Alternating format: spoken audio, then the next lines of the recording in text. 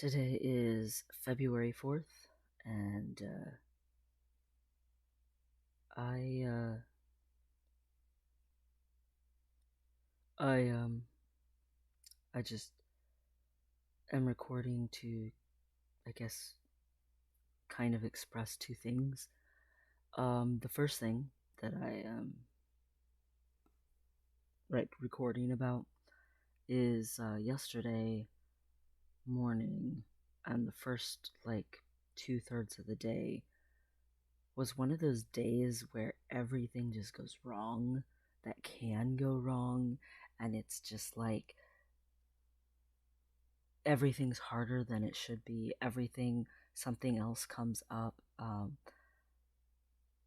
It's just like nonstop, and there was so much to do yesterday, and it was very frustrating. um, and I kept thinking things that I used to think when I was depressed, and it was really weird. Like, I was just like, this is just life, everything you do is in vain. And then I'd be like, yeah, but, when life's like this, you just keep going until it's not like this anymore. Like, it comes and goes. And I kept responding to myself um, as I thought, like, these thoughts because I was frustrated, but I wasn't depressed. But my brain still naturally went to, oh, this is so depressing. And I didn't feel that way, but I have definitely some sort of habit that leans that way. And it was to the point where, like, I was so frustrated to where I was part of me, even though I wasn't depressed, ready to give up and be like, hey, you know what? Screw it.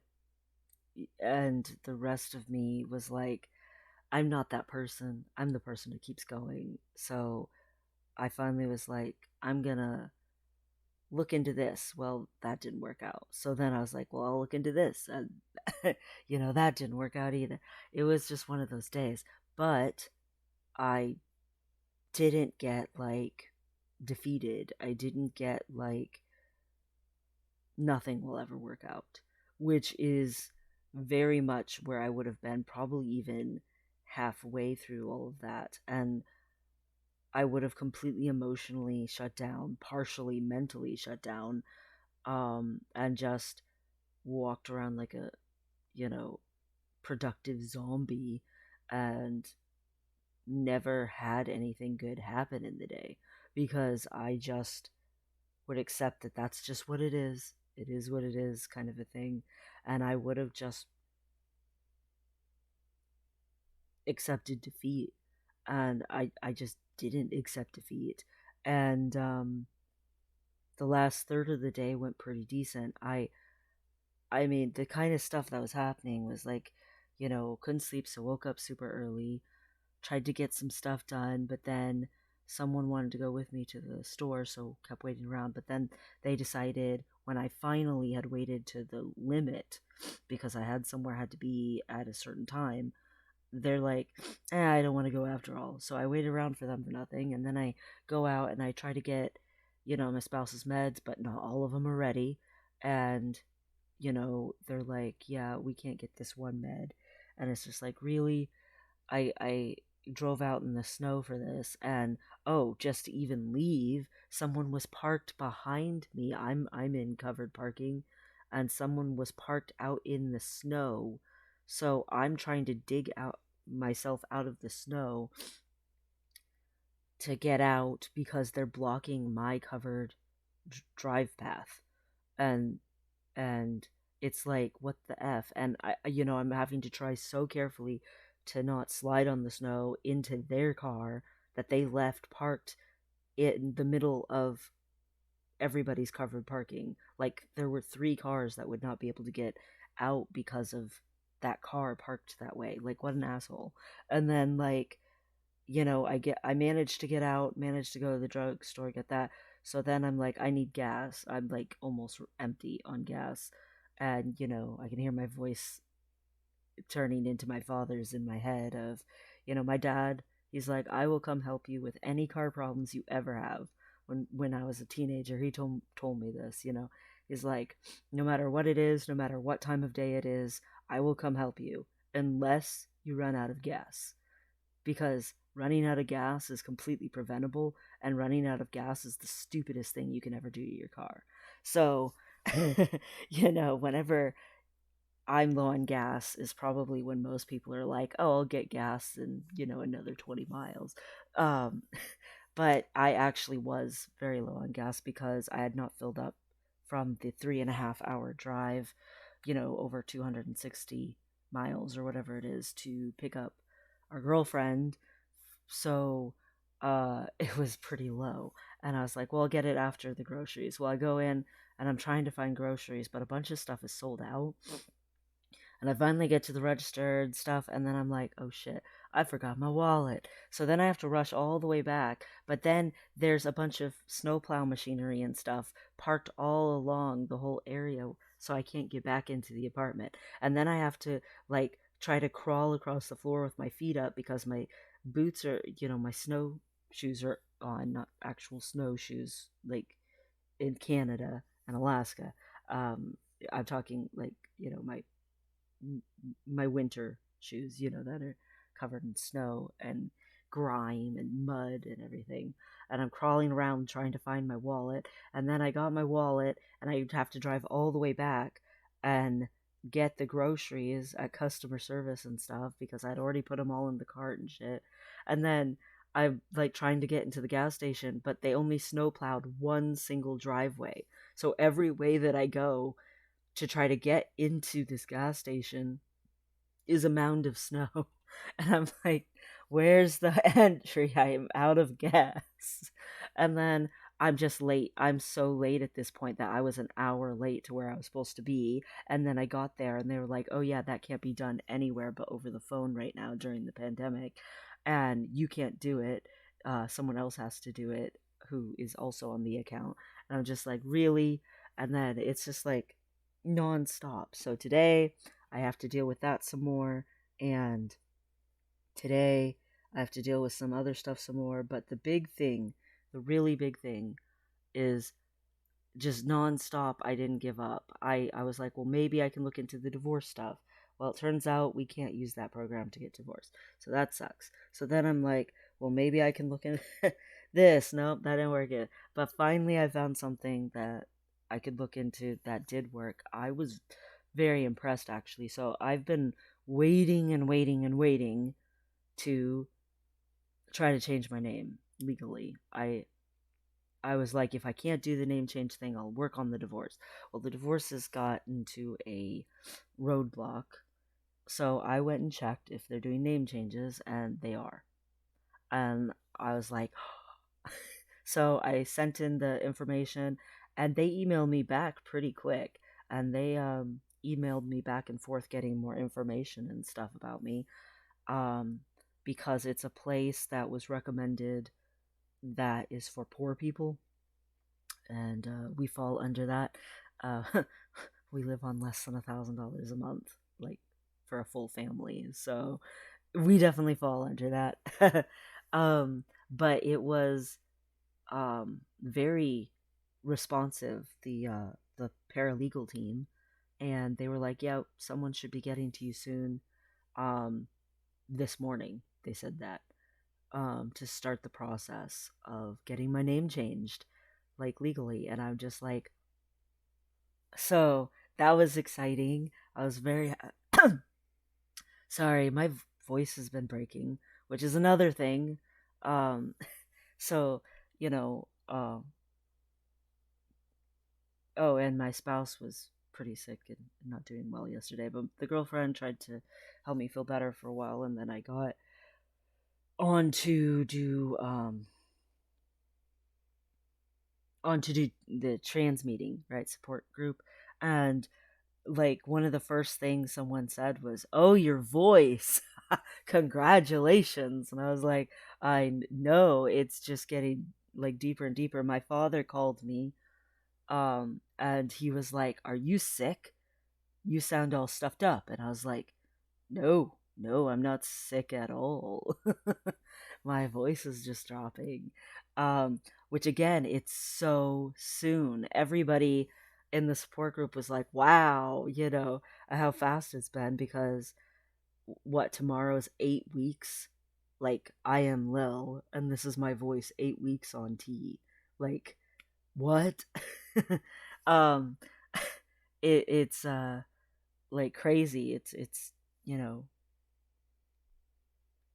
so fast. I thought that this process would take a lot longer for all of these changes to be happening and occurring and stuff, and it's just been super fast. And again, that's not the norm. But because of my age and because of my higher testosterone levels, um, than any woman would really have, normally at all. I because I had unhealthy man testosterone levels or whatever, I already had something to build off of, I guess, is all I can figure. Or else I have, stuff going on inside that's just thrilled. I don't even know how to explain it all.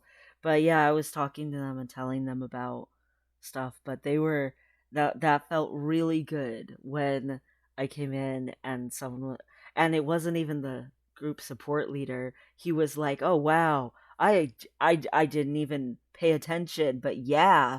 And I was just like, "Uh-huh." And my voice broke during trans meeting, and they were like, "Oh, so cute," kind of attitude about it. And it was like, just good feeling. I mean, my voice has definitely been dropping, like, a lot, and that's a good feeling.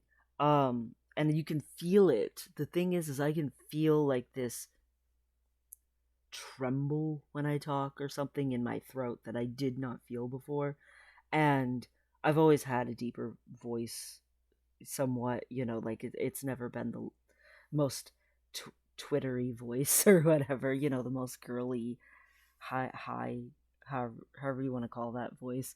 Um, but it definitely, like, has this, like, vibration in my throat, as my timbre of my voice is changing. Um, and it sounds like I am going to have a pretty deep voice, which, I mean, all the doctors told me.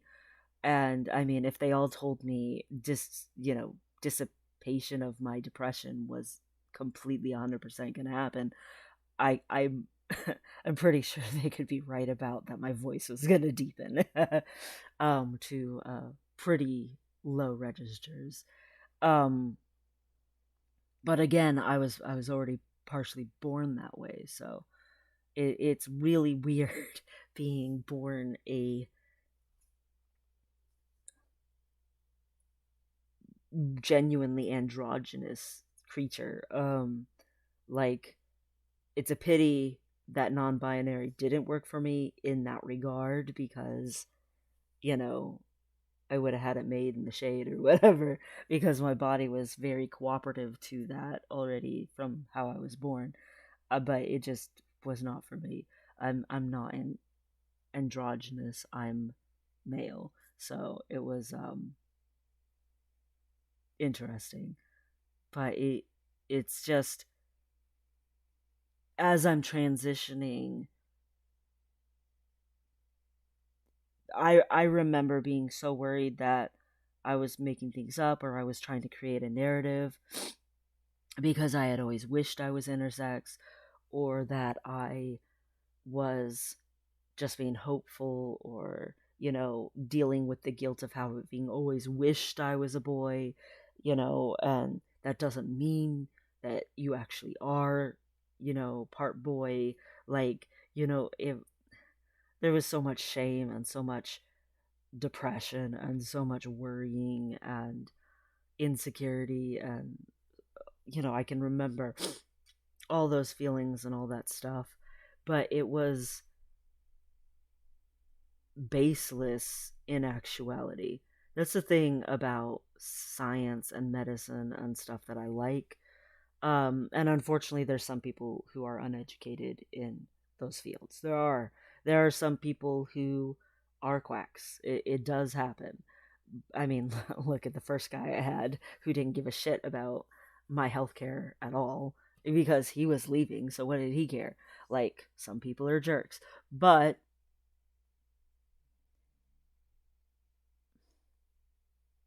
when something's true, it doesn't matter whether you believe in it. It doesn't care whether you believe in it. It's still going to happen. You can say, oh, gravity's fake, whatever, but gravity's still going to pull you down. If you want to be like, you know what, I think this is all made up in your head, but medicine says that this is true, it doesn't matter what you say. It matters what is evidence based, what is fact based. And you can go on and on about your opinions, but the accurate thing will be the thing that's fact based. And that works even with someone who was like me, who is so depressed, just completely messed up mentally and emotionally, and like raised in the most degrading, psychologically damaging way a boy could be raised. Um, to be groomed, not just be forced to be a girl, but forced to be a girl who was being groomed to be married off as soon as she was old enough to someone religious to pop out babies. Like, just completely damaging. Like, that's damaging for a woman to be raised that way. So, um, it's just awful. People should not raise their kids that way, but unfortunately, it happens so much. And I got through it not just because I'm stubborn and because I am strong, but also because sometimes science would just be like, this is what's going to happen. And I could not believe it. I could resist it. I could be like flabbergasted and shocked and, you know, dismissive and in denial. But it didn't matter. Science said this is what's going to happen. And there's a tiny part of you that knows it's fact based. And sometimes that drags you along toward your own benefit. When you stop living in denial, doors open up. Um, I I spent so much of my life in denial and denied myself good things because of it. And I I don't hold that fully against myself. I was raised to live in denial. So I had to undo a lot of indoctrination and stuff, but thank goodness I got past it. Like, seriously. Just so grateful. I am completely grateful. I tomorrow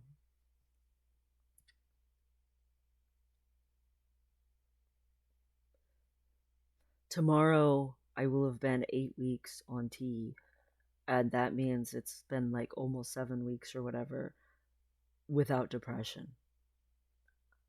I have had reasons to get upset. I have had reasons that I can recognize would have destroyed me and defeated me and made me so deeply dark before.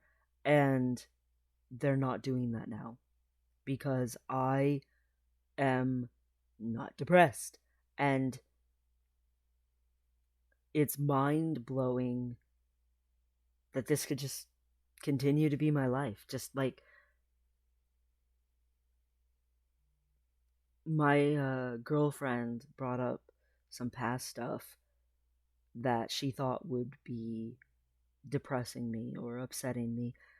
And I told her, I'm not depressed. I don't care. The past is the past, whatever. It doesn't have anything to do with my life right now or the future that I want to have. And I was like, that's how I feel. And I did not feel like that before. So I get why you think that maybe this is affecting me, but it's not. I just want to move forward. I just want progression. I do want that. I've always been that way, but now there's not a hindrance of this massive dark fog impeding everything with its thick tangible awfulness. Like I just it's like a person who's been shackled their entire life, and you finally take the shackles off and they can like move around and stuff. It's just like I'm liberated. Let's go. um, I I I mean, I can remember when I was upset about those things that she brought up, and I was upset to the point where I thought about like what why even live? Like I was that devastated to where I was going to like suicidal ideation. And I don't feel that way at all now. It's just gone. It's like yes, I recognize that that happened, and yes, I recognize that that's upsetting that that happened, and yes, I can recognize that at the time I was, devastated, and for years afterwards I was devastated, but I'm not devastated now. So let's move on. That's how I feel. And it's so strange. I keep having to adjust to it, to being so either happy or frustrated. Like I get frustrated and I have to take a break from something, or else just like excited. Like I get excited to do things.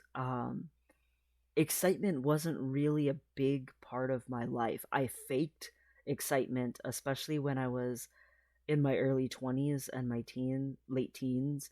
When I first left, I I in my like schooling and internship and stuff, I had to work with people a lot and children a lot, and some of the time I was happily looking forward to something. Some of the time I was, but the majority of the time I was just faking it. One of the mottos there was "fake it till you make it," so it was actually encouraged, and I spent so much time putting on a happy face for people, even when I was like ripped apart, and trying to make it so that everyone around me could just feed off of my positive energy or whatever that I was putting out, even though I myself actually was not positive in any way. Um, I was extremely depressed, but it I was still motivated to better my life and better myself. Um, but I mean, I had just had a different kind of shackle taken off of me getting out of the abusive stuff. So it was very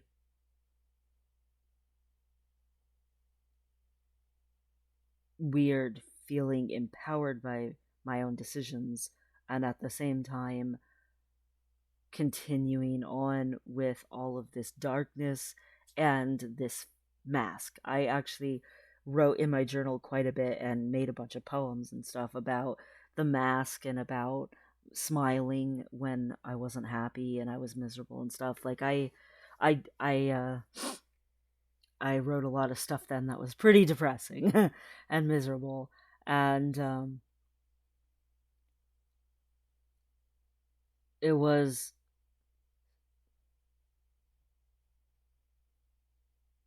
forcing myself, and I don't feel like I'm forcing myself. I feel like I have always been a very self-motivated person, but I am way more motivated. Like I am just and less anxious about things. I'm very anxious about the paperwork that's going to be coming my way for the name changing, and if I can figure out how to get us divorced, the divorce and stuff like that. I'm actually very uh, afraid of it, but I'm not afraid of it in the same way. I hate my name. I hate it. And filling out paperwork and writing it over and over again, it's painful for me. I have a lot of dysphoria around that. And I mean, there's a reason I counted how many years. It's been like 18 years that, or more. It might be like 20 that I have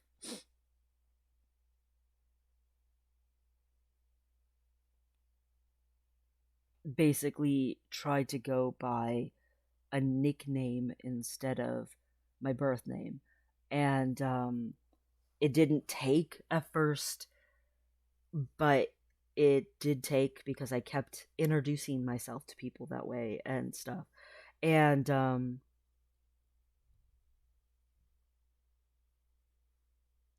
I just, I'm so grateful to every single person who ever just called me the nickname instead of my birth name, and just accepted that if I introduced myself that way, that that's obviously what I wanted, and just took it as that, and didn't try to undermine that in any way. Thank you to every person who's ever done that.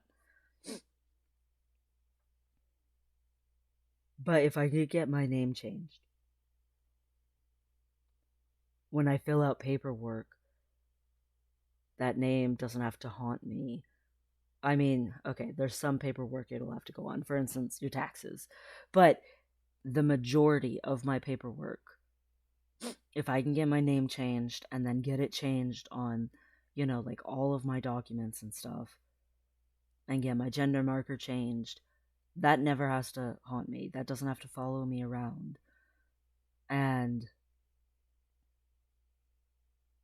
I can just exist and not be distressed and not be cringing with when's that next gonna come up. And I'm just so grateful that they got back to me so fast and that it's available now. I guess because people are starting to get vaccinations.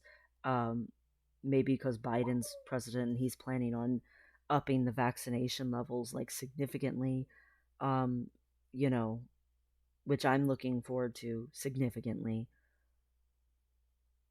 because, if Peaches can get vaccinated, I could start taking her to all of her appointments that she has not been going to, like the dentist and the eye doctor, and, get all of her labs done, and, the stuff that you kind of say, oh, well, it's not life threatening. It's just, something that's quality of life. Well, it would be nice for her quality of life to be better, you know. I'm very excited about that. And she will be excited about that. And who knows, maybe we'll be able to get the vaccination as well as her. That would be cool. Um, but hopefully, the world will start to get vaccinated and build up a resistance to this, and it will be less impactful to society as a whole. And they'll stop being cancellations and reschedulings for trans surgeries. Yeah, I would like to get into that. Um, Maybe the job market will start opening up more, but I hope not just yet because our girlfriend's trying really hard to get a job, and I hope she gets her job before that happens so that it's not flooded when she's trying to get hers. But she's doing interviews and stuff, so that's part of why I'm recording today is she has an interview tomorrow. But also it's just was on my mind. Like I woke up thinking about how nice that feels. It even feels nice that I'm masculine enough and that I come across as masculine enough and that I am not just, oh, hey, I'm a trans dude, but I'm a dude enough that that I was recommended to be in a men's support group. Um I actually am kind of flattered by that. It's comforting that it's recognizable that I'm not insecure about being male. It was weird to me because sometimes I feel like I have less dysphoria than some trans people, and then sometimes I feel like I have more. I guess that's probably normal. But one of the things I still don't have massive dysphoria about, I find uncomfortable, but not uncomfortable to the point where it's like destroying me, my chest. And I do very much want it to be surgically changed. I would love that. But I don't want that because I lay awake at night hating my chest. Um and that's the thing is I have so much dysphoria about so many things, but I do not have it as much about my chest as I know so many guys do. Like just even not just trans guys, a lot of non-binary people I meet have chest dysphoria that's like just crippling. And I have crippling dysphoria in other places, but not specifically there, as much as I do very deeply want the surgery. And if I never got top surgery, never, I would still absolutely present myself as I am a man. And you better not doubt it because I am. And I have that kind of gumption or whatever, that confidence level to just literally introduce myself as male to anyone and present myself that way. And it actually, you know, helps with not getting misgendered as often.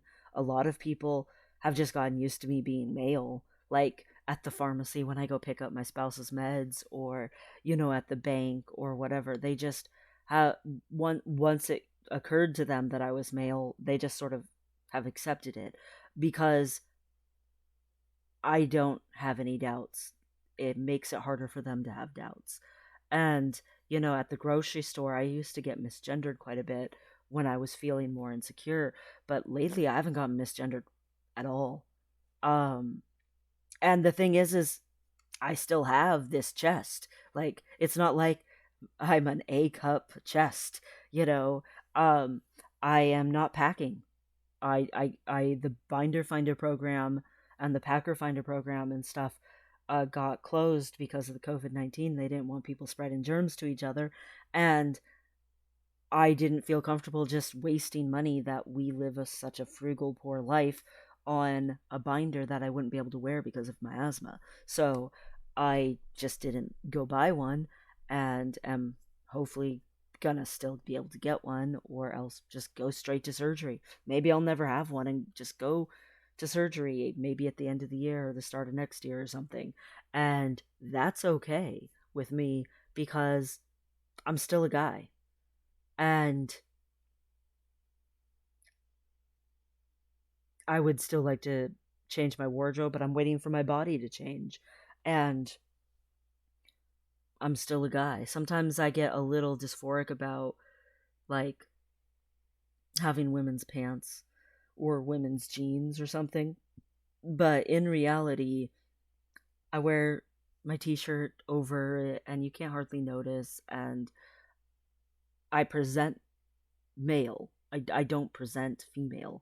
Um when I talk to people and when I meet people and when I walk down the street, I I I I just am so different than some of the trans people that I know and have known before, where they are constantly wondering, do other people think I'm a boy or do other people think I'm a girl? I don't. I know I'm a boy, so screw it. Everyone else can just get on board. Um, and if they're not willing to get on board, then they don't get to be part of my life. And I'm a good person. it is a benefit to them to know me. And that's how I feel about it. I'm not even as closed off about myself as I used to be. I feel like I am a little more social than I used to be. Not a lot. I'm still very much an introvert, but just a little bit.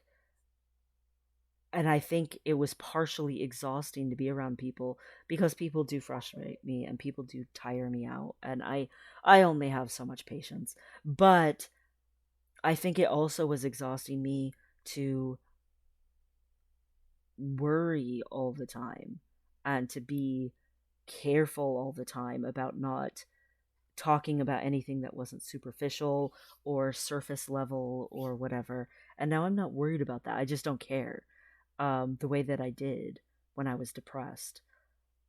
I am like, this is me, accept it, deal with it. I just, I always, to a certain degree, had some tendencies toward that.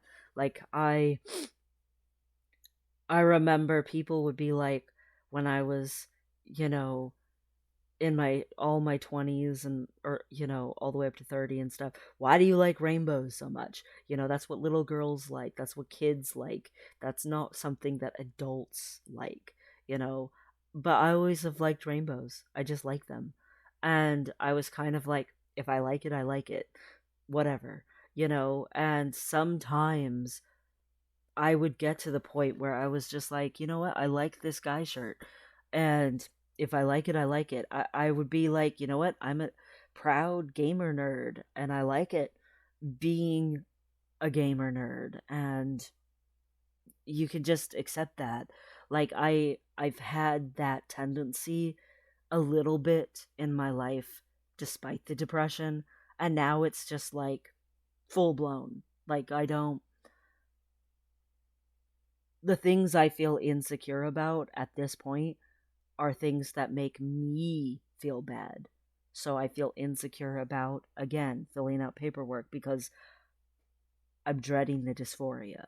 Like, I'm not dreading what other people think. I'm not dreading anything to do with other people at all. I'm dreading what will happen with me. I I'm not insecure about other people. Other people can just whatever. Um that's how I feel. So it's very different. I am still adjusting. And again, I think that that's totally fair.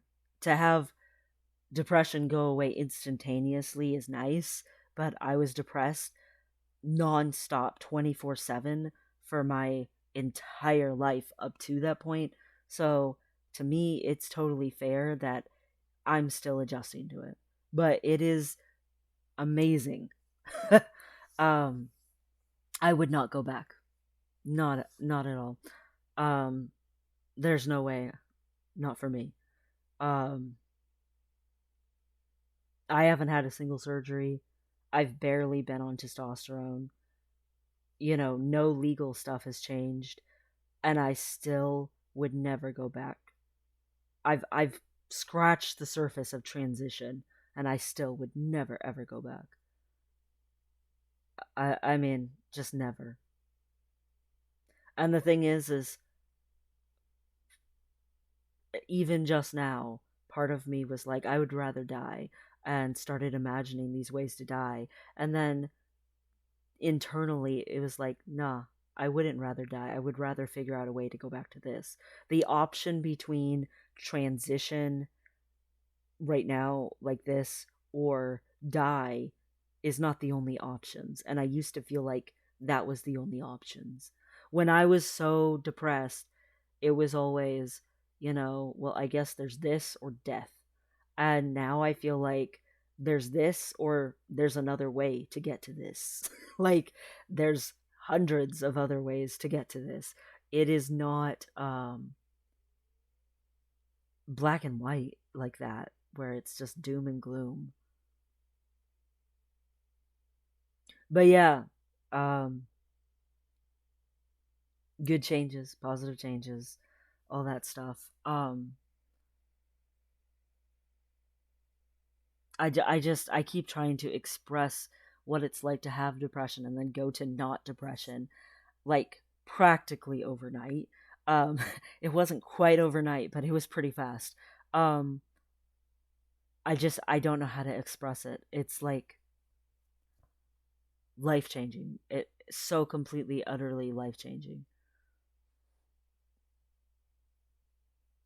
It's not just what's going on with me physically that is life changing. And I like what is going on with me physically too. It's just there's just so much to be grateful for. I'm a very grateful man, and I have lots of reason to be.